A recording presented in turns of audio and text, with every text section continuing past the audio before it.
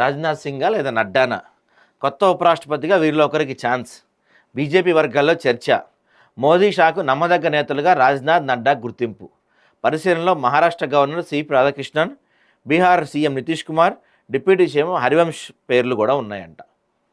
So విషయం ఏంటంటే ఇక్కడ ఈ రాజ్నాథ్ సింగ్ని కానీ జేపీ నడ్డాని కానీ ఈ ఉపరాష్ట్రపతిగా పెట్టకపోతే బెటర్. ఎందుకంటే ఇప్పుడు బీజేపీలో ఉన్న నాయకుల్లో కొంత బలమైన దమ్మున్న నాయకులు వీళ్ళు. అంటే మరి ఈ ఉపరాష్ట్రపతిగా వీళ్ళు వెళ్తే ఇక్కడ ఉండే కొంచెం ఇవి తగ్గుతాయి కాబట్టి ఇలాంటి వాటికి వీళ్ళని పంపపోతే బెటర్.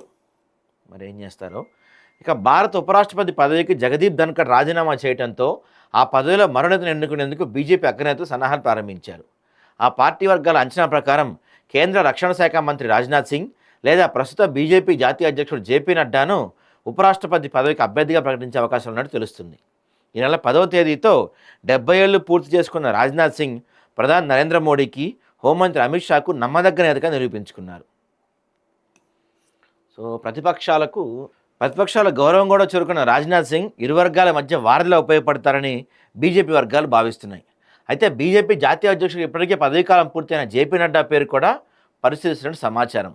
మోదీ షాలకు తలలో నాలుకలా నడ్డా ఉన్నారని, స్పీకర్ ఓం బిర్లా లాగే సభను నియంత్రించగలరని పార్టీ వర్గాలు అంటున్నాయి.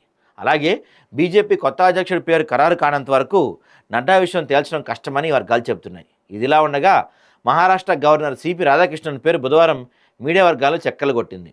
తమిళనాడు రాష్ట్రానికి చెందిన రాధాకృష్ణను ఆర్ఎస్ఎస్ నేపథ్యం ఉంది, మర్యాదస్తుడిగా పేరుంది. గతంలో కొన్నాళ్ళు జార్ఖండ్, తెలంగాణ రాష్ట్రాలకు కూడా ఆయన గవర్నర్గా వ్యవహరించారు.